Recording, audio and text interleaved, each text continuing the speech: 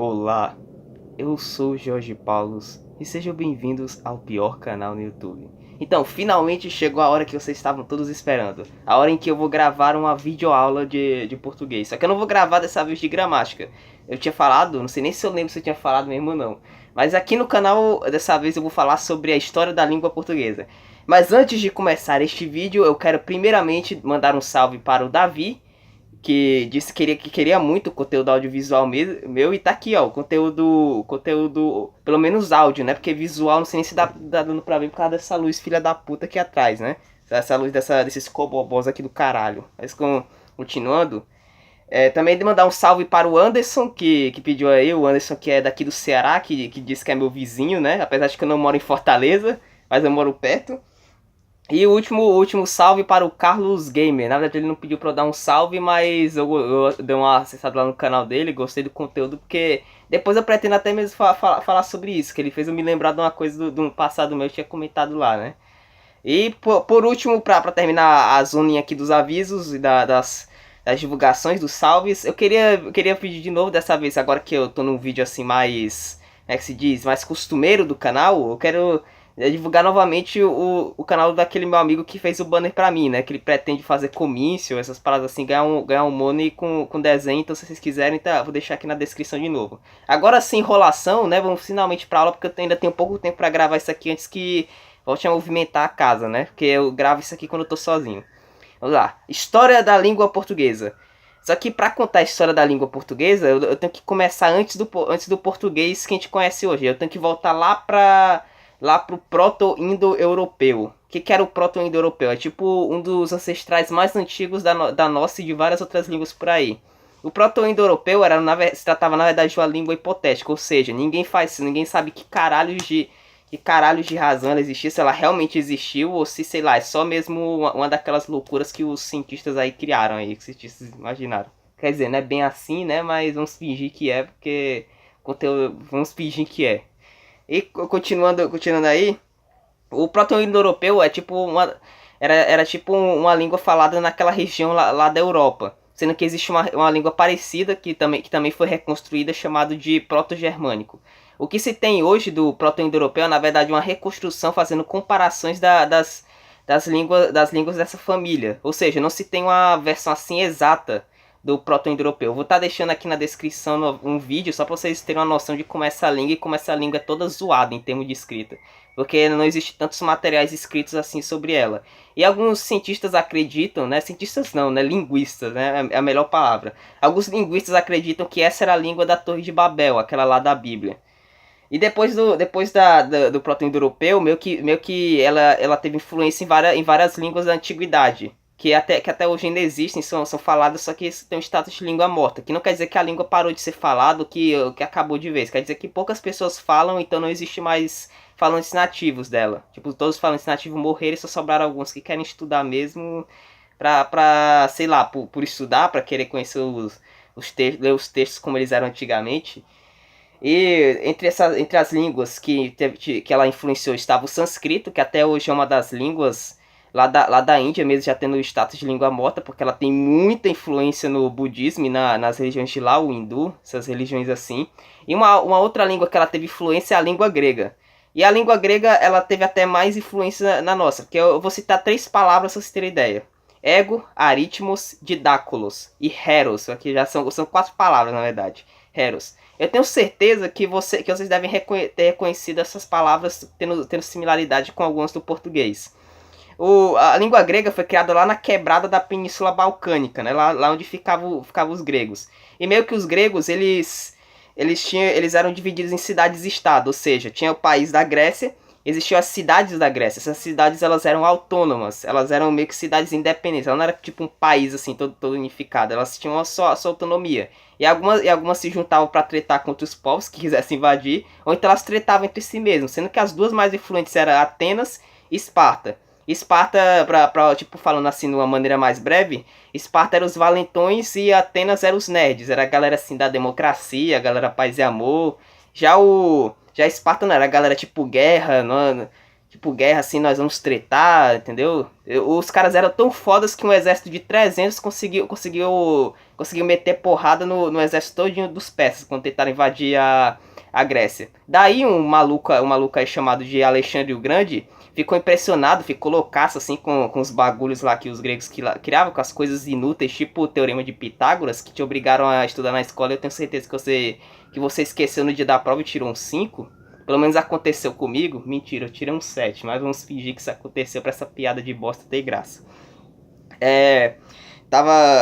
O Alexandre viu a Grécia e decidiu o quê? Decidiu invadir, porque ele queria que o mundo inteiro também tivesse a mesma cultura da Grécia. Então ele foi lá, invadiu a Grécia e foi espalhar para o mundo todo, para que o mundo todo tivesse a cultura deles.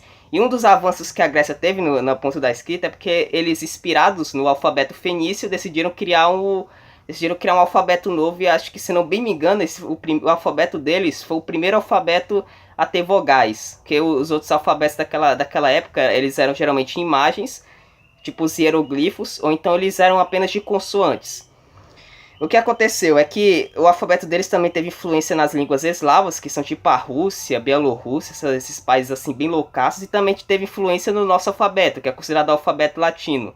E aí que entra a questão: o Alexandre o Grande morreu jovem, e depois da morte dele, meio que o Império Macedônio, né, que era o Império do Alexandre o Grande, se fudeu, tomou no cu, e daí surgiu um outro império chamado Império Romano, que era tipo uma galerinha lá das quebradas da Península Itálica, né, que, como o nome já diz, era daquela região da Itália. E meio que essa galera era meio chato, porque eles gostavam de ficar invadindo as quebradas da galera vizinha. Então eles foram lá e também começaram a conquistar vários povos. E uma das coisas lá que eles trouxeram era o nosso alfabeto, que a gente usa aqui, e a língua latim, que apesar de muita gente, algumas pessoas dizem que é uma língua inútil, só que ela não é, porque até hoje ela tem influência no nosso cotidiano. Às vezes, quando a gente vai falar alguma falácia tipo ad hominem, veio do latim. Deus ex machina é um termo que vem do latim. Na tabela periódica, os termos são em latim. Os nomes científicos das espécies de animais é em latim. Então, é meio que a língua do conhecimento. Pelo menos ela teve esse status na Idade Média, até hoje é usado pelos padres também. Só que eu vou explicar mais pra frente, aguenta aí um instante. O que acontece? É que meio que o Império Romano foi lá, tomou lá os povos e teve lá a língua deles. Só que aí eles meio que conquistaram tantos povos que eles começaram a meio que perder o controle do império deles. Além disso daí, ainda tem que levar em conta que eles ficaram sem grana, pegaram uma crise econômica do cacete, acho que bem pior do que a crise que a gente tem aqui no Brasil, né? E eles gostavam de tretar de político, acho que até mais aqui no Brasil. Tipo, o Júlio César lá, que era o ditador, uma vez ele entrou no Senado e tomou facada da galera que tava lá. Então o Império Romano, assim como o Império da Macedônia, se fudeu e entrou em declínio. Daí o que sobrou do Império Romano foi algo chamado Igreja Católica Apostólica Romana, que meio que foi um, como é que eu posso dizer assim, esteve acoplada ao Estado na era medieval. Tem algum carro passando aí? Um carro passando aí, eu pensei que fosse minha família chegando de novo, mas não é, então vamos ficar tranquilos, dá pra gravar o vídeo. E eles tiveram muita influência na era medieval, e existia uma espécie de dialeto, assim, um conjunto de dialetos do latim, para os povos que eles tinham invadido, chamado de latim vulgar, que um dia pegou e se transformou nas línguas românicas, que são línguas como francês, italiano, português, espanhol e essas línguas assim. E antes de existir o português, existiu o galego-português. Só que antes eu vou explicar, vou colocar aqui 3 palavras que vieram do latim: agrícola, família e idiota. Na verdade no roteiro eu tinha colocado outras 3 que eu achava mais importantes, né? Mas essas aqui são uma listinha que dá pra ter. A palavra agrícola no latim, ela meio que significava fazendeiro. Na nossa língua hoje em dia, ela já tem outro significado, né? Que agora é geralmente relacionado a essas coisas de fazenda, essas paradas assim, né? Mas continuando, não vamos sair do tema que é a língua portuguesa, né? A história da língua portuguesa. Antes de existir o português, havia uma junção de 2 línguas, galego e português. Hoje elas são línguas separadas, só que antes elas eram basicamente... Peraí. Deu uma rota aqui. Era basicamente a mesma língua, manja?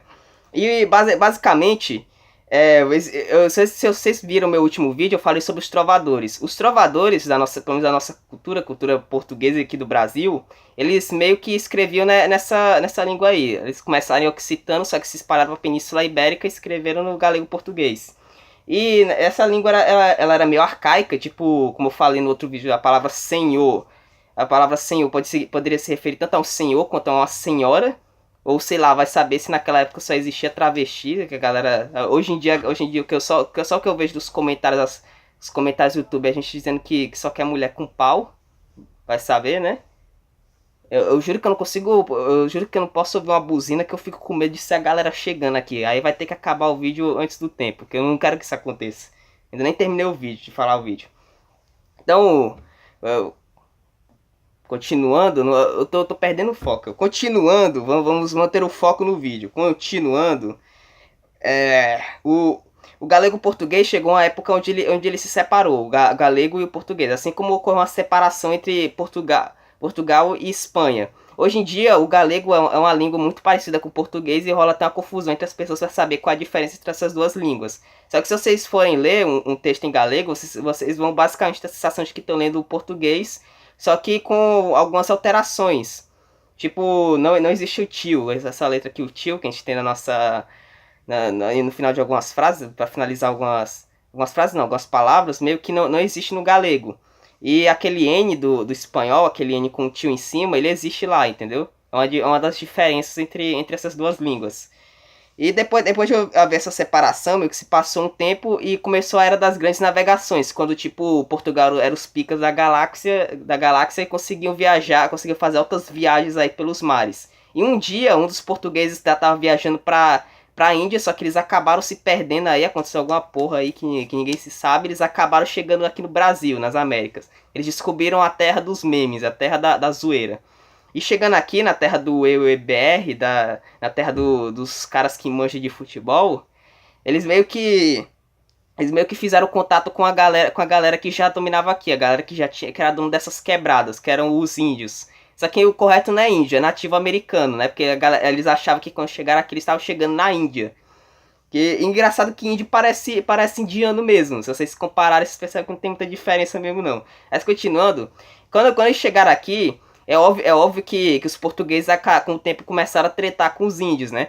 Só que antes disso também ocorreu uma grande influência deles. Tipo, os nomes de algumas cidades, os nomes de rios, às vezes até mesmo algumas gírias, tipo nhenhenhen, por exemplo, vieram do Nhenhengatu, que é a língua tupi-guarani aqui do Brasil, que também tem a língua tupi lá do Paraguai, que é meio que a versão espanhola, a versão dos gringos do tupi de lá, né? Que a gente tem o tupi-guarani, lá eles têm, se não me engano, se chama só tupi mesmo. E além dessas influências, o português do Brasil também teve influência dos dos africanos que eram escravizados aqui. Infelizmente, né, houve escravidão. É uma pena que isso existiu e ainda existe na sociedade hoje em dia. Existe trabalho escravo e existe escravidão em alguns países. Tanto que até muito pouco tempo ainda existia país que estava abolindo a escravidão. Só pra vocês terem uma ideia como o negócio é triste. E uma coisa que eu tinha esquecido de falar um tempo atrás é que na época do galego português também ocorreram influências do árabe, da língua árabe. Porque teve uma época onde a Península Ibérica, ela meio que teve, como é que eu posso dizer assim? Tinha muito islâmico por lá, entendeu? Os islâmicos invadiram e tomaram boa parte. Só que eles conseguiram meio que derrotar os islâmicos que estavam lá na região. E voltando agora pro Brasil, né? O sonema do Brasil acabou se diferenciando muito com não é nem sonema, é fonema, né? Eu criando palavras aqui, ó. Meus níveis de português já estão tão altos que eu tô criando palavras já. Mas continuando, os fonemas de Portugal e os fonemas do Brasil começaram a se separar muito. Tanto que a galera de Portugal meio que zoava com a galera do Brasil com os fonemas da gente, entendeu? Que nossa língua não era tão evoluída. Mas quer saber de uma coisa? Na hora de estudar português, quando eles vão estudar, eles não estudam português de Portugal, eles estudam português daqui. Então Portugal, chupa essa. Nosso português é o favorito dos gringos. É nós. É nós que cria meme aqui, viu? Dessa desgraça aqui. Ó, a única coisa que vocês tiveram é só nosso ouro mesmo. Aqui a gente tem dialeto, aqui a gente tem meme, aqui a gente tem futebol, e vocês, o que vocês têm? Então a única coisa que vocês tiveram mesmo era só navio mesmo, pra viajar e colonizar país. E hoje a língua portuguesa meio que foi língua franca do língua franca. E pra quem não sabe, é tipo aquela língua mais popular que a galera quer aprender, entendeu? Na época lá dos grandes descobrimentos. Depois disso foi substituído pelo francês e agora esse papel é da língua inglesa. Peraí. E bem, hoje em dia o português continua sendo muito falado. Pode parecer que não, mas tem muito gringo mesmo que tem interesse em aprender a nossa língua. Tanto que os gringos também recomendam que se aprenda mais o português daqui do Brasil. Porque, tipo, tem brasileiro pra todo canto no mundo, tem brasileiro. Só pra você ter uma noção, existe uma língua aí que é chamada de a língua irlandesa. E ela meio que tá entrando em declínio, se não me engano. Já tá no estado meio avançado de declínio. E lá tem muito brasileiro. Então tipo, se parar pra pensar, eu acho que existe mais BR, mais gente que sabe português lá na Irlanda do que os próprios irlandeses sabendo irlandês. Acho que vocês conseguiram acompanhar o raciocínio de merda que eu tentei criar aqui. E eu não consigo ouvir barulho de um carro, ó, velho.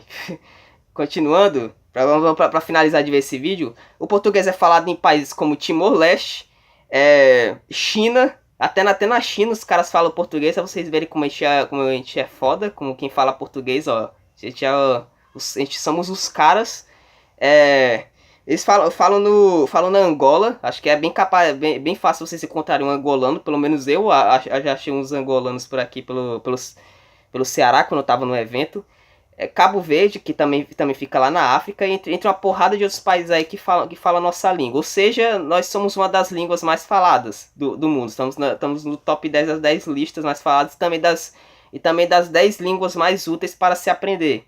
Então, se você nasceu falando português, ou se você já aprendeu português, você fez uma boa escolha. Ou às vezes nem fez escolha, né? Você nasceu com sorte de falar uma língua útil, uma língua requisitada.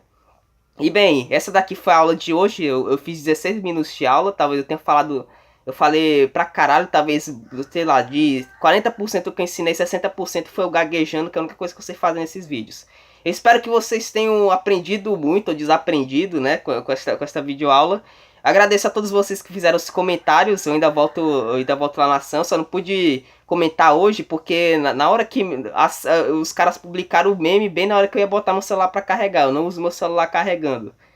Porque além daquelas, tipo pra manter a vitalidade da bateria e também porque, sei lá, vai que meu celular papoca na minha cara, né? Eu já tenho o rosto feio, né? Então se explodir minha cabeça, vai ficar mais horrível ainda, né? Eu no velório já vou estar feio pra caralho, então imagina com a cabeça explodida. Pior que isso é só sobreviver com a cabeça zoada, né? E bem, por hoje é isso, espero que vocês tenham gostado desta aula. E nos vemos no próximo vídeo aí. Deixem um tema aí embaixo se vocês quiserem. Sei lá, se vocês quiserem mais outra aula, dessa vez ensinando gramática de verdade. Ou se vocês querem que eu fale a história de outra língua por aí. Ou, sei lá, se vocês quiserem aí, se vocês quiserem um salve, eu mando salve. Se vocês quiserem um vídeo sobre um tema aí, vocês escolhem o tema aí na descrição. E é isso, falou e até a próxima aula aí, valeu.